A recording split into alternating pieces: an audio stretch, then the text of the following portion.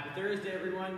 We got a fun day coming your way today. We have a longer AMRAP, but it's kind of a slow round. So we'll talk about that momentarily. We're gonna get you guys going with some dynamic triangle, 3 to 5 a side, dumbbell scale raise for 3 to 5, dumbbell front scale raise, 3 to 5 a side, dumbbell standing march for 20 seconds, and some butt kicks for 20 seconds, working on our pose method, positioning for our run. So we got 2 rounds of that to really work on some single leg stuff, some opening up of the body, getting those legs fired up, and they're gonna move into a little bit more core work underneath. So we got some dumbbell deadbugs for 10 alternating reps, forearm side plank for 15 seconds a side, forearm plank rock for 20 seconds, calf raise for 20 seconds, and an ankle pop for 10 seconds. So again, get your body ready to go, some core work, get those ankles popping, get that heart rate up a little bit, and get you ready for action. Because today's workout's a little longer. Alright, so what we have is a 20-minute AMRAP. You're going to take down a run or a run equivalent. So I want you guys to keep that in mind. I'm going to have some different options in the workout description at the bottom. We have 600 meters to 800 meters. So it's a little longer time frame, a little longer distance. So keep that in mind. You're going to have to pace that out a little bit. And we're going to move into some pike sit-ups with 30 reps. So there's a little bit of volume there for those pike sit-ups. They are going to say hello. Then you're going to move into your arch up for 15 reps. So you're going to flip onto your stomach, work on your arch up, and take it down. And we have 20 minutes of work here. So these, like I say, these rounds are a little longer. You're going to have to probably break some things up. We're moving a little slower in the arch up, so it is meant to be a little more steady state kind of pacing on this workout, not necessarily a sprinting pace. If you do want to work on some interval work though, it's not a bad idea if you want to push the runs a little bit. You can push that pace, kind of get yourself into that level of fatigue, and then slow things down here in the core work when you're laying on your back and doing your arch up. So you can use that as a chance to recover, go a little slower there, and then push the run. But it is Thursday, so it's later in the week, so make sure that you're listening to your body and giving yourself the dose that you need, be it low to moderate, moderate to high, depending on the intensities you want. Let's get you warmed up, let's get you ready for action. Alright guys, let's warm up. Let's get you guys ready to go. Let's take the arms big and tall up overhead. We're going to reach it over to one side, big stretch. We're going to come back over, reach to the other side, big stretch. Good, we'll bring those hands down to those hips. Just take those hips around nice and gentle, nice and easy. Opening up those hips a little bit.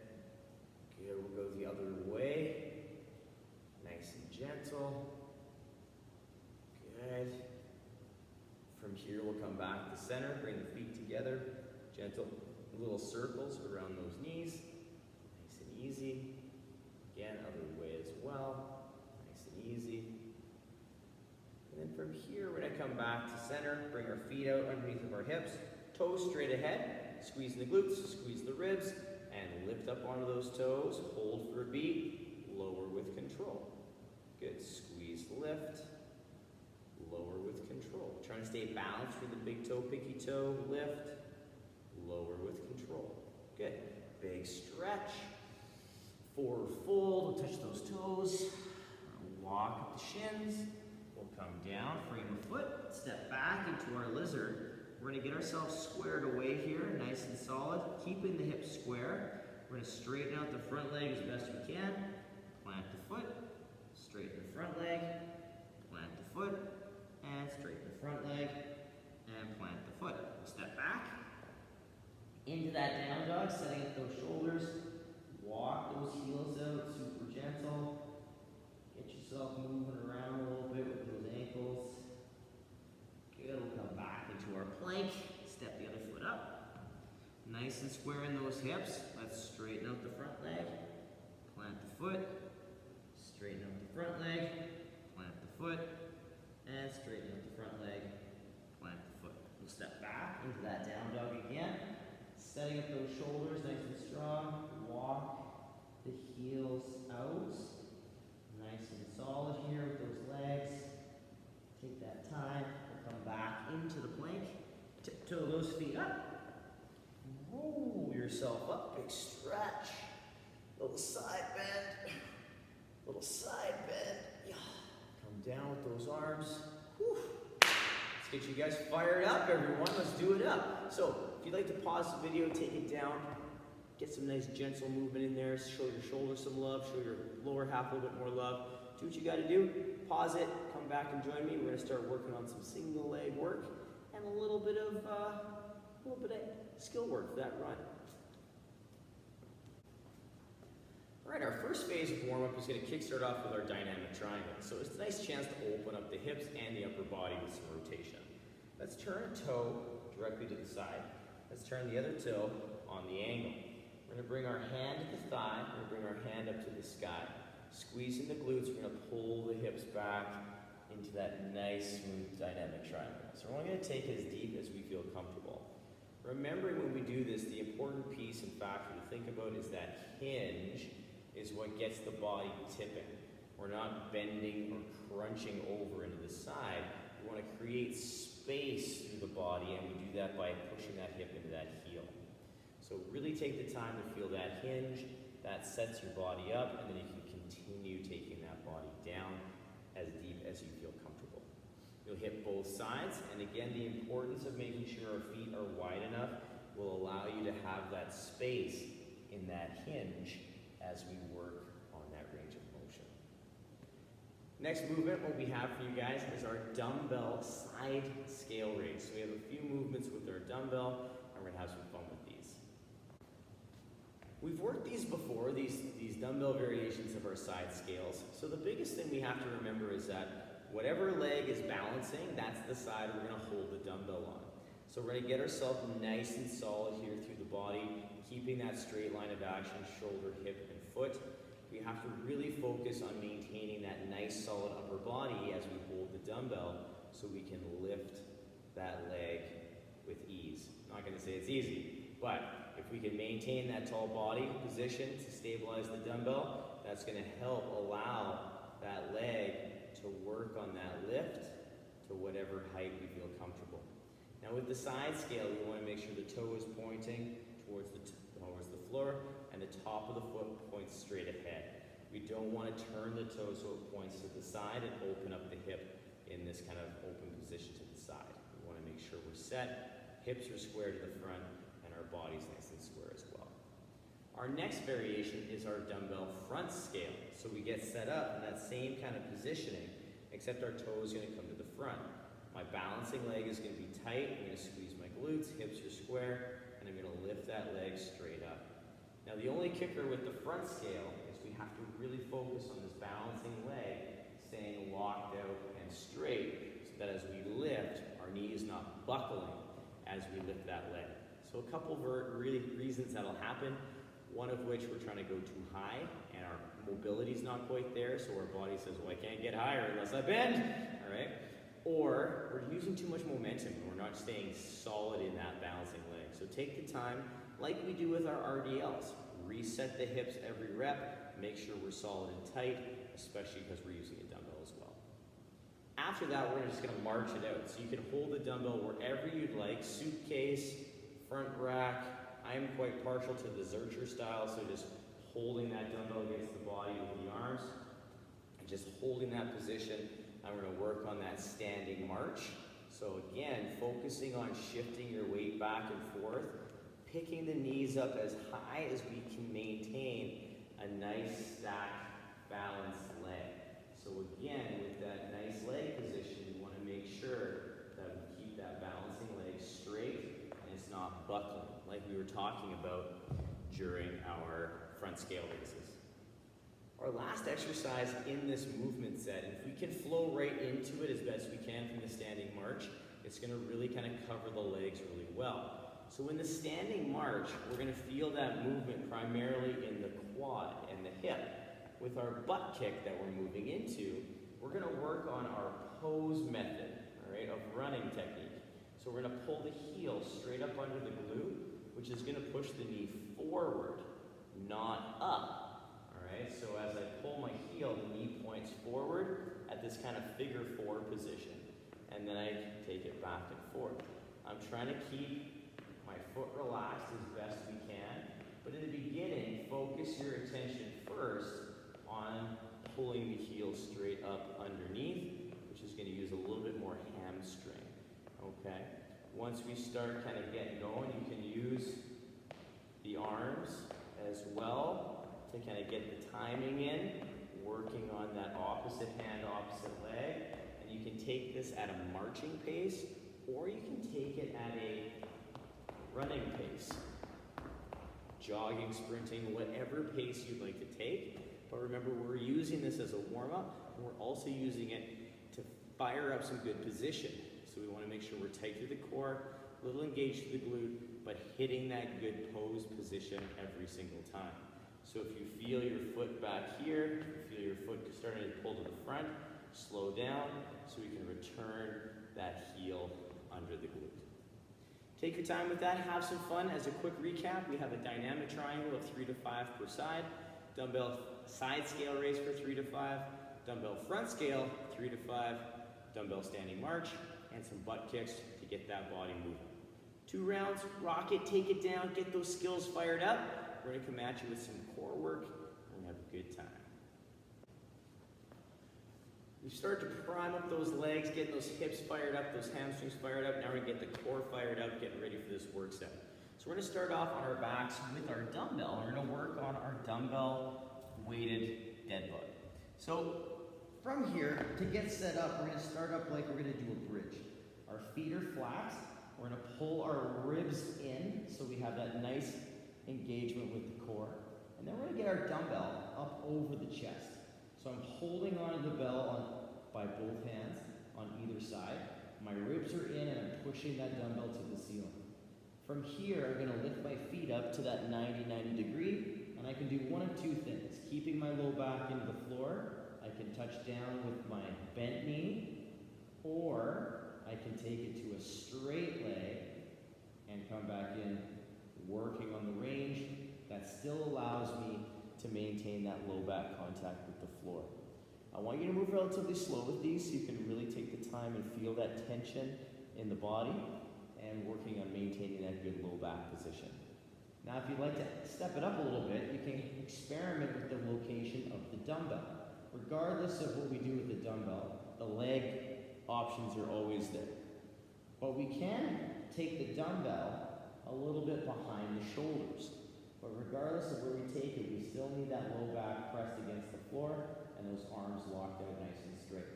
So you can experiment with that if you'd like, depending on your range and comfort with that shoulder, kind of on that pullover side of things. So if you're really comfortable with those dumbbell pullovers that we do, this will be a nice little way you can kind of experiment with that placement of the dumbbell. It's going to change the engagement through the body and challenge your core a little bit more.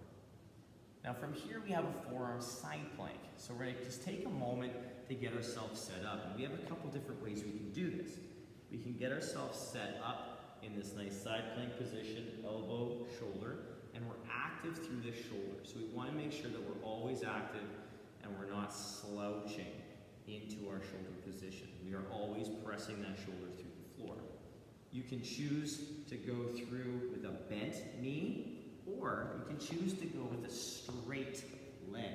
So we get ourselves set up, we get ourselves engaged here with that bent knee. We can squeeze and lift that hip up. This hand can go wherever it needs to go, all right? Or we can get that straight leg position. We squeeze and lift. And again, this arm can go wherever it needs to go for balance. So take your time with that. Make sure we're activating that shoulder first before we move in and start lifting the hips up into position. We're going to focus on that good, strong hip lift and that pressure in through the forearm and the floor. We're going to continue with our forearms in the next phase, and we're going to work on a plank rock with our forearms. So we're going to get ourselves set up in our traditional forearm plank. Forearm again flat on the floor, elbow stacked underneath of the shoulder. I get myself set up in my good forearm plank, and from here I'm going to pull forward with my upper body. I'm going to push back. I pull forward with my upper body, push back. So the key thing here is, just like our normal plank rocks, I'm not pushing with my toes. It looks like I am, but my feet are just kind of coming along for the ride and transitioning as I pull my body forward. What we want to think about is this activation through the arm and that lat position. So we're pulling with our lats and our upper body. We want to try and keep our hips level so that they stay nice and flat going forward and back and not going back into our dolphin position. So trying to stay as level as we can. You can also do this from the knees to get a nice subtle position with this. You're not going to have as much range, but you will get the good simulation of the body position. So we lower our knees, we pull forward, press back, pull, press back. So you're going to get a little less range of motion, but you're still going to get that pressure through the core and that subtle engagement through the arms and the lats. So if you're more comfortable there, play with it, have fun with it there, build that capacity to build into that toe position. Once we're done our forearm plank rock, we're going to move into some calf raises. And you can choose to do this loaded, so holding the dumbbell to the front, to the side, wherever you like. You can even do it on a stair, so you have a little bit of extended range of motion as we work this calf raise. But regardless, we have 20 seconds to really fire up the feet and the calves. Regardless of how you choose to do it, toes are going to be roughly underneath of the hips. Toes are pointing straight ahead. Glutes are engaged, core is engaged, and we're just going to push onto those toes and lower down. We're not trying to jump, we're not trying to leave the ground, but we are just working on staying balanced between the big toe and the pinky toe. I still like to give myself a little pause at the top just so I can work on my balance and my control through my foot. You can even do those barefoot if you like. It'll help build some strength and familiarity for your foot in those positions and really challenge your balance a bit. Right after the calf raise, we're going to work into the ankle pop for 10 seconds. So the ankle pop we can do a few ways. We talked about the first variation where we don't leave the ground, which is what I'm calling kind of the ankle pump. And it's kind of just a little more aggressive, bouncy version of the calf raise. We still stay square through our feet, but this time we squeeze our glutes, ribs are in, and I push, and I get this little bounce. So I get a chance to learn how to absorb, but I'm not actually leaving the ground. But I still get that elasticity through the calf, through the hand, or through the back of the foot, and I get a chance to use that speed and bounce, except I'm not worrying about impact. Our other variations, again, for our ankle pop, we get ourselves set up like a skipping rope, set up in our hands, hands slightly in front, elbows nice and tight, and we pop. So we work on allowing those feet to do what they do naturally, and allow us to just absorb that impact through relaxed feet and relaxed knees. We're engaged the glute through the core, but our knees and feet are relaxed so we can give that rebound like we would if we were skipping. So that's just there to, again, wake up our calves, wake up our feet, get them ready for impact for our run, and get ourselves ready to go. As a quick recap, we have a dumbbell dead bug for 10 alternating reps, forearm side plank for 15 seconds a side, forearm plank rock, 20 seconds of just nice smooth rocking back and forth, 20 seconds of calf raises, 10 seconds of ankle pops, 2-ish rounds. If you like to do a practice round after that of the movements that are coming, that'll be perfect to get you fired up for the work set. Pause the video, take that down. We're going to talk about the workout right away. All right, you guys. We have a cool little work set coming your way today. It's a 20-minute AMRAP. Again, this is not meant to be like a sprint. It's a long one, and we have some longer periods of duration in the run, a little bit of higher volume in the sit-up. So we might have to break some things down, and that's okay. So our run today is going to be 600 meters to 800 meters. I'm going to have some different options for the run on the workout description. So I'll have some inside options, some different apparatus options, some just cool movements there for you guys to play with and take down from where you see fit. Then we move into our core work. And our core work is a combo of the Pike Sit Up and the Arch Up. So the Pike Sit Up, again, is that nice little movement where we get to stretch out our hamstrings in the process. So we're going to try and keep our legs as straight as we can. We're going to take our body back, touch above, sit up, and try and touch our toes, keeping our legs as straight as we can. This sit-up does involve a little bit of momentum, and that's okay. It's not cheating. We're allowed to use momentum in certain sit-ups, and this is one of them. So what we can use as we come down, we touch, we sit up, we touch the toes. We use that little whip of the arm to get ourselves up and solid. Now, something that can be really helpful for you as you're rolling down, think about rolling the vertebrae one by one. As we hit that hollow, we come back up. So we're not kind of creating this arch position, we're finding our hollow as we roll our spine and vertebrae down to our laying Now, if our shoulders don't allow us to touch the floor above our head, that's fine. What I want you guys to do is work on taking our arms to end range, wherever that happens to be. Because if we try and force all the way to the floor, that's going to create an arch in our low back, and then it's going to create some friction on the floor when we go to sit up. So focus and allow yourself to go only as deep as you feel comfortable with the shoulder and your body position. Once we're done those pike sit-ups, we're going to roll onto our stomach, and we're going to work on the arch up. So we're going to work on these dynamic. So we have our nice solid arch up position, arms are down, palms are down, toes together. We inhale, reaching long to the front, and then we come back down. Inhale, reach, and then come back down. And we're going to work on our in-breath, exhale. So these are not fast. I want you to keep that in mind. They're not meant to be quick. They're meant to be long reach and back down.